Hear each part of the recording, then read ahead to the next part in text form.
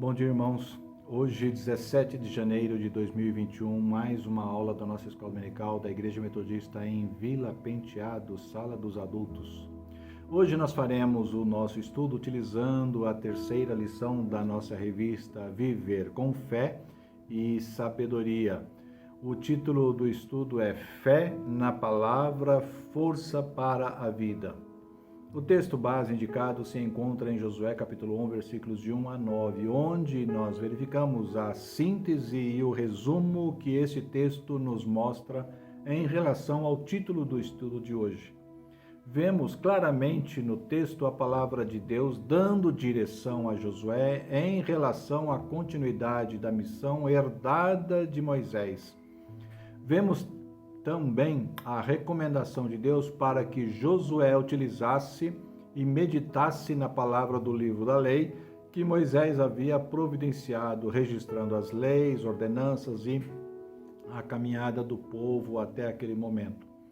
Em resumo, Deus está dizendo para Josué ter fé na palavra, porque isto significa força para prosseguir, conforme é destacado no versículo 7. Vamos ler o texto porque isto nos dá um melhor entendimento sobre o estudo de hoje. Josué capítulo 1, versículos de 1 a 9 diz assim: Sucedeu depois da morte de Moisés, servo do Senhor, que este falou a Josué, filho de Num, servidor de Moisés, dizendo: Moisés, meu servo, é morto. Dispõe-te agora, passa este Jordão, tu e todo este povo, a terra que eu dou aos filhos de Israel. Todo o lugar que pisar a planta do vosso pé, vô-lo tenho dado, como eu prometi a Moisés. Desde o deserto e o Líbano até ao grande rio, o rio Eufrates, toda a terra dos heteus, e até ao mar grande para o poente do sol, será o vosso limite. Ninguém te poderá resistir todos os dias da tua vida. Como fui com Moisés, assim serei contigo. Não te deixarei nem te desampararei. Sê forte e corajoso, porque tu farás este povo herdar a terra que sob juramento prometi dar a seus pais. Tão somente sê forte e muito corajoso, para teres o cuidado de fazer segundo toda a lei que meu servo Moisés te ordenou. Dela não te desvies nem para a direita nem para a esquerda, para que sejas bem-sucedido por onde quer que andares. Não cesses de falar deste livro da lei, antes medita nele dia e noite, para que tenhas cuidado de fazer segundo tudo quanto nele está escrito. Então farás prosperar o teu caminho e serás bem-sucedido. Não te mandei eu? Sê forte e corajoso. Não temas, nem te espantes, porque o Senhor teu Deus é contigo por onde quer que andares. Bem, antes de prosseguir, vamos ver um vídeo que resume o livro de Josué e a sua história, o que ajudará no entendimento do panorama histórico ao qual pertence o nosso estudo.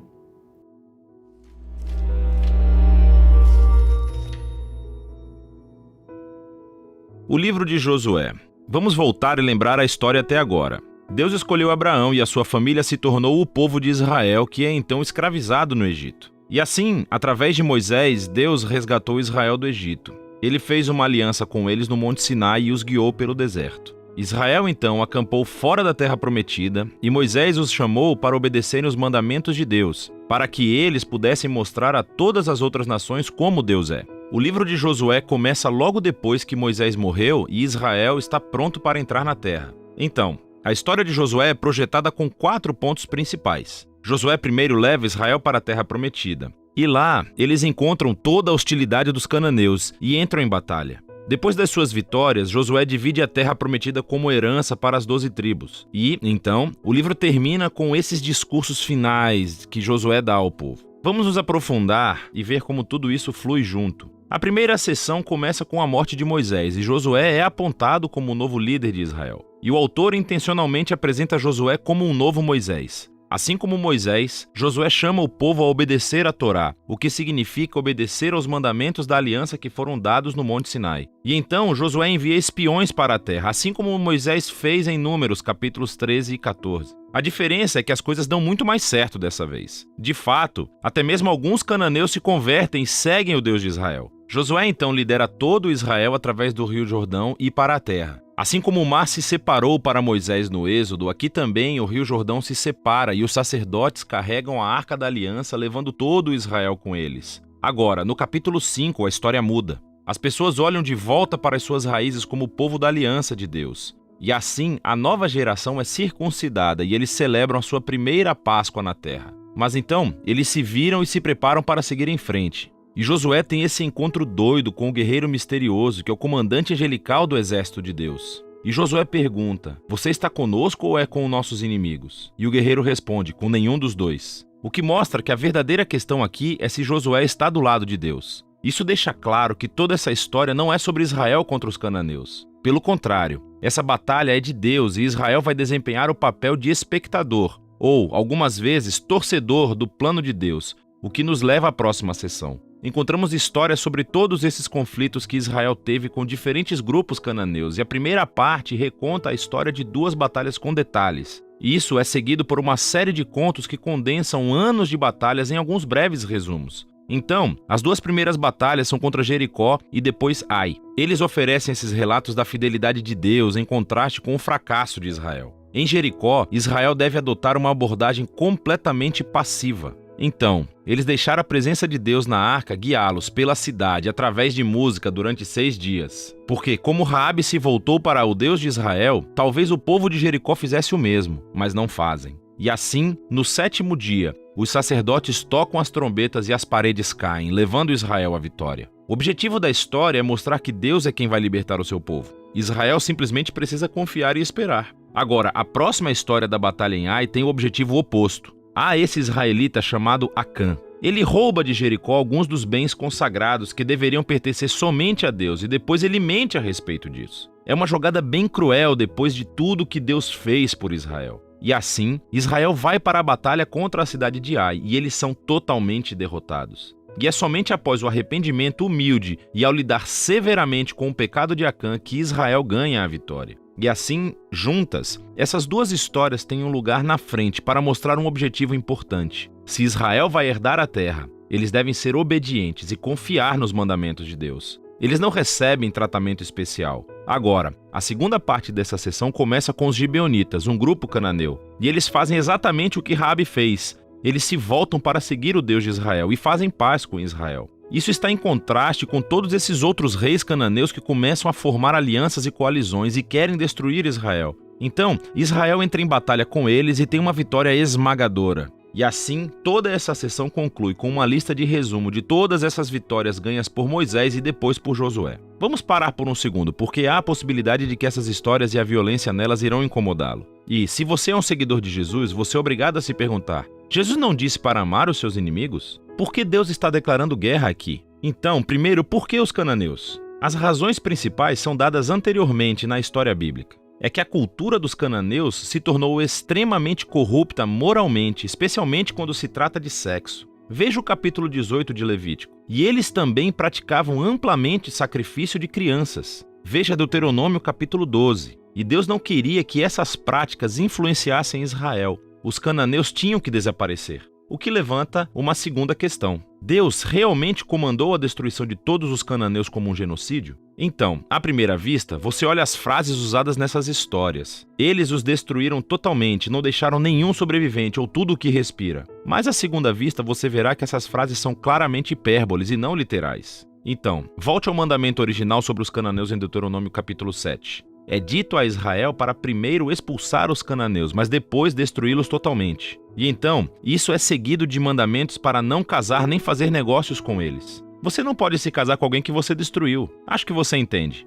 A mesma ideia se aplica às histórias de Josué. Olhe de perto. Assim, por exemplo, nos é dito no capítulo 10 de Josué que Israel não deixou sobreviventes nas cidades de Hebrom ou Debir. Mas depois, no capítulo 15, vemos essas cidades e elas ainda são povoadas por cananeus. E então, o que estamos vendo é que Josué se encaixa em outros relatos de batalhas antigas, usando a linguagem hiperbólica, não literal, como parte do estilo narrativo. E assim, a palavra genocídio não se encaixa realmente no que vemos aqui, especialmente à luz das histórias sobre os cananeus que se voltaram para o Deus de Israel, como Raabe e os gibeonitas. Deus estava aberto para aqueles que se voltassem para ele. A última coisa a pensar é que essas histórias marcam um momento único na história de Israel. Essas batalhas estavam limitadas ao pequeno grupo de pessoas que viviam na terra de Canaã. Com todas as outras nações, Israel foi ordenado por Deus a buscar a paz. Veja o capítulo 20 de Deuteronômio. E assim, o propósito dessas histórias de batalhas nunca foi dizer a você, leitor, para cometer violência em nome de Deus. Pelo contrário, elas mostram Deus trazendo sua justiça sobre o mal humano, em um momento único na história, e como ele livrou Israel da aniquilação pelos cananeus.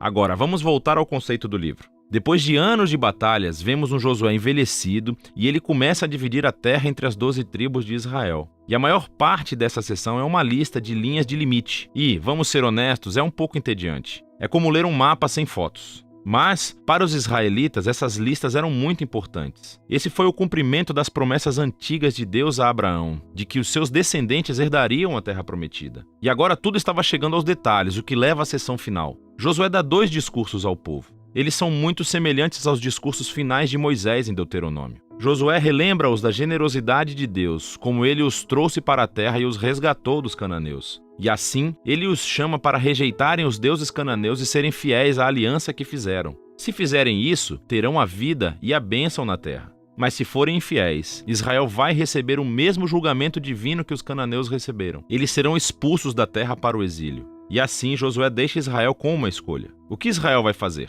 Essa é a grande questão que paira sobre Israel quando termina a história. E esse é o livro de Josué. Muito bem. Veja que Josué era um homem de confiança de Moisés. Se pesquisarmos mais, veremos que Josué, filho de Num, da tribo de Efraim, foi ajudante de Moisés durante todo o êxodo dos israelitas do Egito e durante os 40 anos pelo deserto do Sinai. A narrativa bíblica deixa claro que Josué foi um dos maiores estrategistas da humanidade, da história da humanidade, tendo liderado o povo de Israel num conflito com cerca de 30 cidades da terra de Canaã, durante a campanha militar de invasão do seu povo. Nota-se a sua inteligência como estrategista de guerra, vendo como comandava o numeroso exército, obedecendo a Deus que lhe mandou fazer juízo contra os povos de Canaã. Josué liderou o povo hebreu na luta contra os amalequitas. No ano 1513 a.C., quando os israelitas estavam acampados em Refidim, pouco depois da sua libertação do Egito, os amalequitas lançaram um ataque não provocado contra eles. Josué foi então designado por Moisés para ser o comandante na luta contra os amalequitas. Sob a hábil liderança dele, os israelitas, com a ajuda divina, derrotaram o adversário. Lá em Êxodo 17, de 8 a 16, narra este episódio. Se observarmos a confiança de Moisés para com Josué, e como a nação de Israel reconhecia e o respeitava, então entenderemos melhor o que está escrito no livro de Deuteronômio, capítulo 34, versículos 8 e 9, que diz o seguinte: Os filhos de Israel prantearam Moisés por 30 dias nas campinas de Moabe. Então se cumpriram os dias do pranto no luto por Moisés. Josué, filho de Num, estava cheio do espírito de sabedoria, porquanto Moisés impôs sobre ele as mãos. Assim, os filhos de Israel lhe deram ouvidos e fizeram como o Senhor ordenara a Moisés. No entanto, nós vamos perceber que, embora Josué fosse um homem acostumado a liderar exércitos e enfrentar inimigos em batalha, agora estava diante de uma situação para a qual deveria prosseguir e liderar uma nação, não somente em conquistar a terra prometida, mas também em manter o povo no propósito santo de servir e adorar a Deus, obedecendo aos mandamentos e sendo fiel para com o Senhor, cujo propósito maior era dar cumprimento ao que disse a Abraão, em que esta nação seria bênção para todas as nações da terra. Josué, certamente, ao ver que Moisés não era mais entre eles, sentiu a falta do seu líder. Assim como todo o povo, choraram por 30 dias e, por certo, pensamentos do tipo: e agora? Foram martelando em suas mentes por um bom tempo. É um sentimento natural enfrentado por Josué e pelo povo. Aquele era um momento de transição de liderança para a nação que Deus chamou. Além do momento que a nação atravessava na jornada para uma terra a ser conquistada, agora, em meio a esta travessia, enfrentava então um momento em que o líder Moisés não estava entre eles e provavelmente se perguntavam e lançavam dúvidas sobre o amanhã.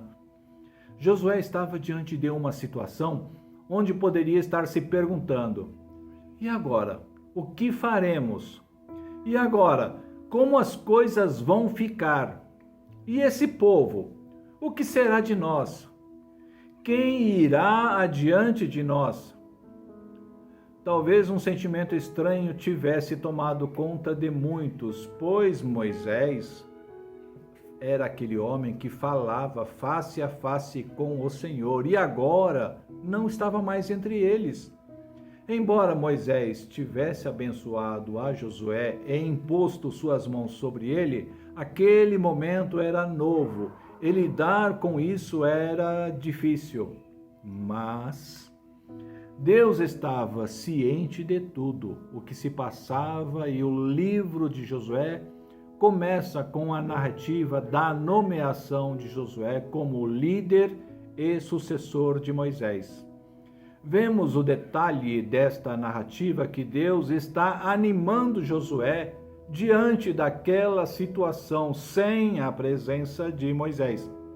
Deus entende os sentimentos de Josué, mas também conhece o seu coração e a sua sinceridade. Deus anima Josué a prosseguir. Versículo 2. Deus relembra a promessa da terra prometida feita a Moisés. Versículo 3.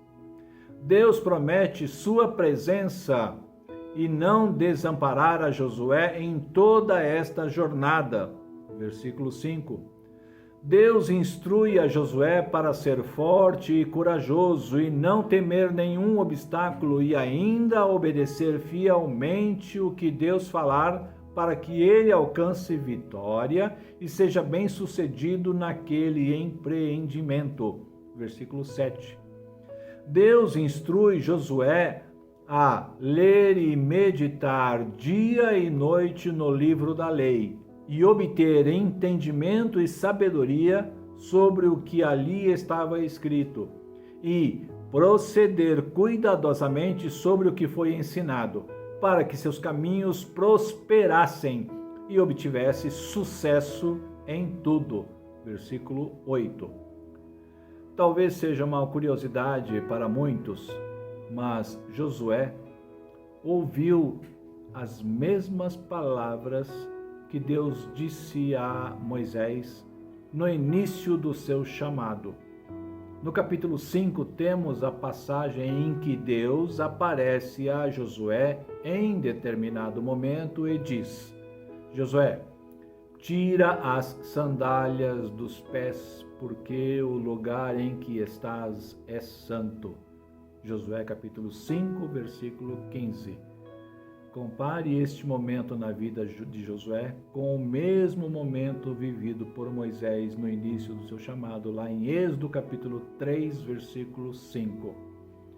Podemos entender aqui que, na presença de Deus, devemos ter total reverência e atitude de adoração. É Ele que tem domínio de tudo nos céus e na terra, e nada escapa do seu olhar. Diante dele, nos rendemos e nos curvamos. Nossa atitude é de obediência à sua vontade. Ele cuida de nós. Porém, se andarmos como os cananeus e praticarmos o que é mal, certamente ele exercerá a sua justiça sobre nós. Pela reflexão na história de Josué e como Deus cuidou de tudo neste momento de transição de liderança, podemos perceber e aprender que em nossa vida também passamos por momentos, por situações onde muitas vezes nos sentimos inseguros e sozinhos diante do que vemos pela frente. Este momento da história de Josué nos deixa claro que Deus está atento ao que está ocorrendo conosco. A palavra de Deus é o alimento vivo que renova nossa alma e nosso espírito. Nosso ânimo é refeito quando cuidamos de ler, meditar e buscar a sabedoria na palavra de Deus. Nossa força é renovada quando vivemos cuidadosamente aquilo que está escrito e sem desviar um só centímetro da palavra. Alcançamos a prosperidade e a vitória. Enfim, somos bem-sucedidos ao executar a vontade do Pai. Josué também nos ensina que ao observar e cuidadosamente a direção de Deus, isto gera um compromisso de nossa parte para andar em fidelidade e permanecer firme e confiante nas promessas que Deus tem para nós. Não ter este compromisso é um risco enorme para a nossa vida, pois haverá o descuido e seremos tentados a seguir nossas próprias escolhas e as nossas próprias vontades, o que certamente nos levará à derrota. Temos diversos ensinamentos no Salmo 119, além de outros, a respeito do valor das Escrituras, a respeito do valor que existe em andar nos caminhos do Senhor. O versículo 1 do Salmo 119 diz: Bem-aventurado os irrepreensíveis no seu caminho, que andam na lei do Senhor. Josué foi bem-aventurado porque escolheu andar nos caminhos do Senhor, servir ao Senhor de todo o coração. É bem conhecida as suas palavras e a sua intenção manifestada ao povo que diz, Josué 24:15, Eu e a minha casa serviremos ao Senhor. A grande questão que Josué deixou para o povo e também deixa para nós é: o que faremos nós? Qual é a nossa decisão diante das circunstâncias que vivemos? Deus já ensinou que devemos ler, meditar dia e noite. Devemos obedecer sua palavra para que prossigamos na missão confiada a nós e sejamos nós bem-sucedidos. Tenhamos fé na palavra, pois ela é alimento, ela reanima e ela nos dá força para viver. Deus abençoe. Vamos orar? Santo e eterno Deus, nós te somos gratos imensamente pelo seu amor dispensado a nós e incessantemente o Senhor manifesta a sua graça para que permaneçamos fiéis à tua presença e obedientes à tua palavra. Ajuda-nos dia a dia a buscar mais e mais o entendimento da tua vontade e nos fortaleça para executar fielmente o que a tua palavra nos ensina. Obrigado pela vida de Josué e o seu legado para nós. Te agradecemos por tudo. Abençoa-nos neste dia e que a tua palavra continue martelando em nossa mente até que fique bem gravada. Em nome do Senhor Jesus. Amém.